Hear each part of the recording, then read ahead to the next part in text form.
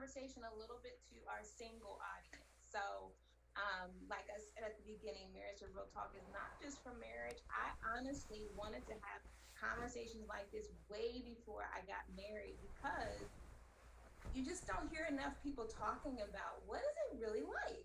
You know what I mean? And I felt like even though we do use the word of God as a base for understanding marriage because God created it, um, the practical, everyday, ordinary steps of marriage, there is no one book that goes No. through that. It's a living experience that you just have to walk through, similar to having birth, which I'm about to do in about a couple Yeah. months. With baby Congratulations. You look number great. two. Thank you, thank you. And so, to that point, for our singles out there, what are some practical ways that singles can prepare, in your opinion, for marriage? hmm Yeah, I know me personally, I stayed in the Word. I just stayed in the Word. I kept my mind fixed on Him. And that is the number one thing because what happens a lot of times is people, I always say guard your heart because a lot of couples that come to us, they're dealing with a lot of things that their mind is wandering off, like pornography and flirting, and social media is a big deal anymore. And we had one fella say, "Well, I just flirt on the internet, but it doesn't mean anything, and it's not going to go anywhere."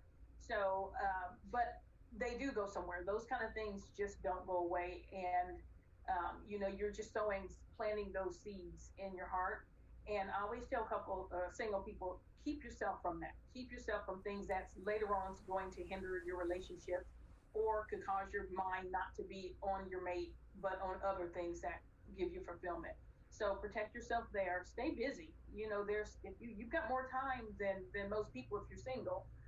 Go volunteer, serve, do something where you can. I mean, I served and served and served, and I love serving. And I found that I was at my best when I was serving. So I did a lot of serving, but I really, really would say this is a time when you should be growing leaps and bounds. You should be fasting. You should be praying. You should be in the Word.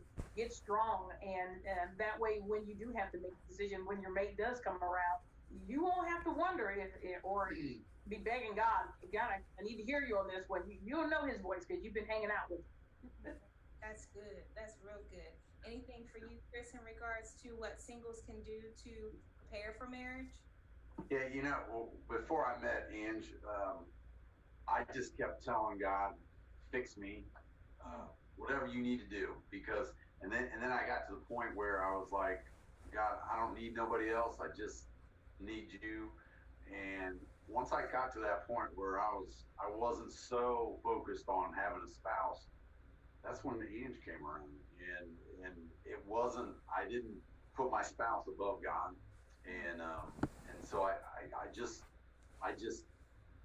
kept focusing on Him, like she said. And then the other thing is, I would say is make sure your finances are in order. If you're a man, Come on.